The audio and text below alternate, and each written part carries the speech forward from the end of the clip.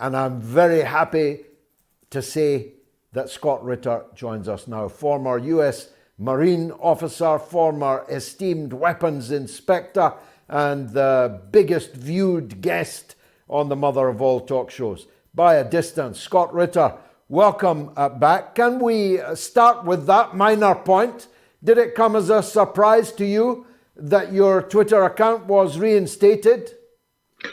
My Twitter account wasn't reinstated. I reinstated myself. The original Twitter account continues to be banned. I took advantage of Elon Musk's bold statement that the bird is free.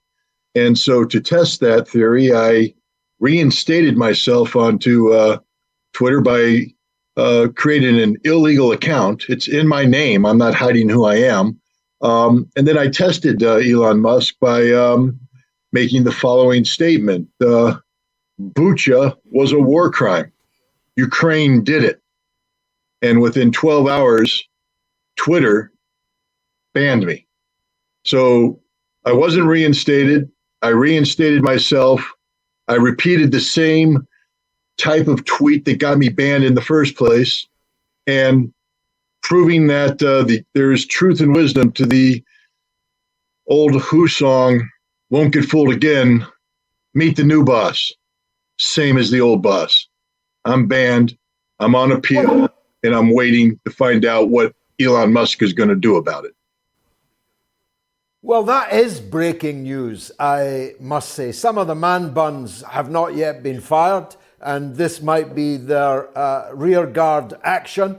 Scott, I certainly hope so, and I apologize for assuming the best of Elon Musk in this particular case. But leaving aside the minor issue of social media platforms, we learned today that the British did it. It was British Special Forces that paved the way, at least, lit the path, at least, for the US destruction of property worth billions belonging to one of their allies, Germany, and their current adversary, Russia, in the Nord Stream pipelines. And we learned today that the reason we know that is that the Russians were reading the text messages sent on an ordinary iPhone by the British Prime Minister to the US Secretary of State. All of that's quite startling to me, Scott. How is it to you? It's extraordinarily startling. It's stunning. I mean, of course, if Ian Fleming was alive, we'd be reading about it as, bold and daring, he who dares kind of stuff. But it's grossly irresponsible because the pipeline, isn't a Nazi pipeline.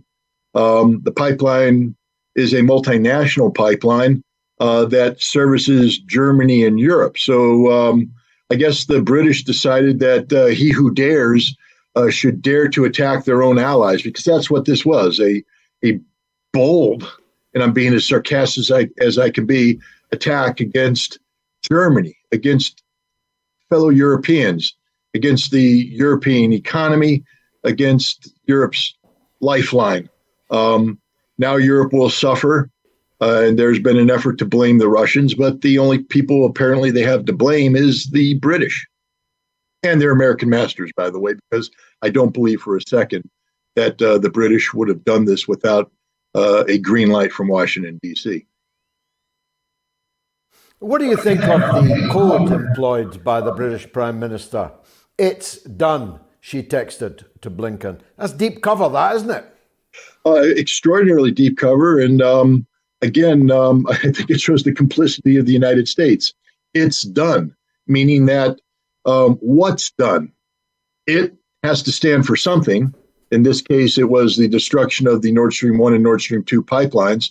And this also points to earlier collaboration between these two countries to take out a piece of German/European energy infrastructure. It's done. Well, the only thing that's done is, her career. And anybody else's career who continues to follow down this path. This is suicidal. It's suicidal for Europe and their economy. But this is dangerous because there's news came out today that apparently the Russians have found evidence to show that the British were behind the Ukrainian abuse of the humanitarian outlet that had been created for the shipment of food, using that as a cover to carry out a drone attack against the Russian fleet in Sevastopol. How has Russia responded? They've shut down the humanitarian channel. They've closed it, saying that it's being abused by the Ukrainians and by their British masters. So it appears that England's doing everything but declaring war against Russia. And at some point in time, Britain has to understand that there will be a price to be paid by the British people. Right now they're getting away with it because apparently Britain falls into the same heroic category as the United States, willing to fight to the last Ukrainian. But if England wants to go ahead and put its thumbprint on everything, then England's going to pay a price. I don't know what that price is. I mean, I think the first price is you're going to get very hungry this winter because all of the food that was leaving Odessa was apparently headed to British, markets. But this is terrible. I mean, what does England think? This is going to be a free ride. You can attack a great nation like Russia and just get away with it, hide behind Article 5 forever, hide behind, America's skirts forever. You've been outed, England. You're a warmongering, pathetic little excuse of a nation, and you're going to pay a price. Well, it's only exactly 100 years ago that British forces were fighting in Russia to bring about a regime change there. I'm writing something at the moment about that. So watch this space. On the war more broadly, Scott, what's your take on the current battlefield situation now? And when does General Winter arrive on the battlefield? And what will be the impact of that? Well, my take is to just take the words of General Surovikin, General Armageddon, the new Russian commander. The situation is tense. And what I mean by that is war is hell. There's a lot of fighting going on, and men are dying on both sides, but primarily on the Ukrainian side. They're being thrown into battle unprepared, without little preparation in terms of tactics, and they're being slaughtered by the Russians, who have solidified their defenses and are fighting for the first time in accordance with their doctrine. The Russians are building up their strength while the Ukrainians are depleting their strength, and neither NATO nor the United States or Great Britain are able to provide resources in the quantities necessary to replace that which is being lost. So even if they're willing to fight to the last Ukrainian, the Ukrainians are going to run out of equipment at a faster rate than NATO can replenish it. General Winter is on his way. Let's just be very blunt about this. In Russia, lights will be on. Gas will be provided to homes. People will not freeze to death. In Ukraine right now, the electric grid is being shut down by the Russians. The Ukrainian people are going to be freezing. They're going to be hungry, and they're going to be literally operating in the dark. That's never a good thing for troops at the front line. There's going to be a lot of Ukrainians worrying about what's going on back home, especially those who've just been recently conscripted forcefully off the streets. Their will to fight will be minimal. Not only that, many of the people who are conscripted do not have access to cold weather gear. So as it gets colder, they're getting colder. Unlike each Russian soldier who has been recently mobilized, who has been handed a full complement of cold weather gear.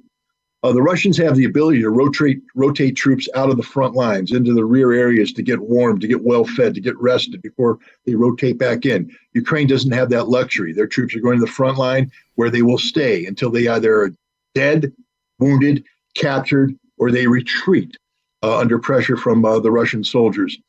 General Winter will be used to the full advantage of the Russians. In some areas, the Russians will probably call for a lull. They're digging in. They're creating defensive lines. In other areas, the Russians will continue the attack because the Russians are trained to carry out offensive operations in the winter. And eventually, General Winter will depart the area, and we will find Ukraine far weaker at the end of winter than they were going into the winter. We'll find the nation nearly evaporated in terms of a cohesive country that is capable of feeding itself, heating itself. It will be totally at the mercy of a Europe that itself is going to be going through difficult times. Ukraine is about to become the abandoned nation of the world. And when that happens, there'll be the lowest possible fruit to be plucked by the Russian military, which hasn't forgotten why they're there to begin with. Will the fighting continue at a high pitch, notwithstanding the winter weather? To what extent does heavy snow and very, very cold conditions alter the pace and character of events on the battlefield? Right now, the Ukrainians are involved in very intensive offensive operations. They will not be able to sustain this into the winter. They will be compelled to fall back into prepared defensive positions. What does the snow do? Right now, the Ukrainians in prepared defensive positions have the luxury of having foliage over their head that shields them from drones and reconnaissance photographs. When the fall, the leaves fall. And when that happens, they no longer have that cover. And while you might be safe in a bunker, meaning you could avoid detection, eventually you'll have to depart that bunker to get resupplied, to take care of Mother Nature, whatever. And when you do that, your footprints will be shown leaving the bunker and coming back into the bunker. And a Russian drone is going to see that, and they're going to drop a bomb on you. They're going to hit you with artillery shells. As your vehicles move in, the tracks point little arrows straight to where the vehicles are, and they will be destroyed. Russia has an overwhelming superiority, both in the ability to detect targets on the Ukrainians, but then put steel on those targets. This winter is going to be all about dead Ukrainians. The Russians are going to be stacking them like firewood. This is going to be a very, very difficult winter for the Ukrainians. The majority of the soldiers who are going to be on the front lines are going to either be killed or wounded. There won't be too many of them left when this is done. Now, the last time you were here, Scott, you introduced us all to the exotic practice of sheep dipping, into which I've been looking more closely. I've been looking at the names of many of the dead, the passports, pictures of many of the dead on the Ukrainian side. There's a very remarkable number of Polish names and Polish passports there. How many do you think foreign soldiers, either mercenaries or maybe even special forces from foreign countries, are fighting on the Ukrainian side? Well, it's a significant number. I would be loath to try and put a precise number on it because, frankly speaking, I don't know. I do know that the Russians have claimed to kill tens of thousands of them, primarily Poles, a lot of Romanians, and also a smattering of people from Western countries. I do know that Russian intelligence has been speaking of tens of thousands of Polish soldiers who have been brought over and transformed into Ukrainian soldiers since this summer, and that practice is continuing. The Ukrainian army, there was an interview done with a Ukrainian Special Forces colonel, and his unit was NATO capable, trained alongside NATO prior to this conflict, was considered to be interoperable with his NATO counterparts. And he said, I've lost 80% of my men, 80%. And everybody they replaced them with have no training. These guys don't know what to do. So you call me Special Forces, there's nothing special about what my guys do right now. We can't do anything special. That's the entire Ukrainian army. They're recruiting people, mobilizing people, bringing them to the front lines, but they're not well trained. They're not elite by any sense of the word, and they lack motivation. This is the importance of the mercenaries, because these mercenaries are either sheep-dipped Polish troops, sheep-dipped Romanian troops, or they are not the airsoft,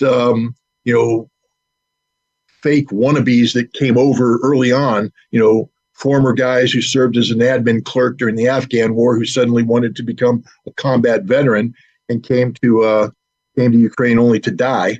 The guys that are coming now are recruited as by these private military contractors who are looking for what they call executive protection experience. That's code word for the kind of bodyguard service that special forces provide. And these guys are leading the assault, and there's lots of them. We see video after video of people speaking English with various accents. But the other thing about them is, like the Ukrainians, they're dying in large numbers. They're not going to turn the tide of battle. I do think we're going to see more and more Polish troops come in as Poland prepares for what I believe to be a foolish gambit, and that is to seize Western Ukraine. It won't involve the Polish army pouring across the border because the Polish army is already in Ukraine. Entire battalions are coming over, sheep dip, and then joining the Ukrainian service. And those battalions can, be cleansed of whatever it is that transformed them from a wolf to a sheep and go back to being a wolf right there on Western Ukraine. And this is an escalation that I'm very concerned about as Ukraine is more and more comprehensively defeated on the Eastern Front, on the Southern Front, that Poland is going to say, now's the time, we need to act now. Scott Ritter, I do hope your appeal succeeds on the Twitter, but whether it does or whether it doesn't, you're always more than welcome on the mother of all talk shows.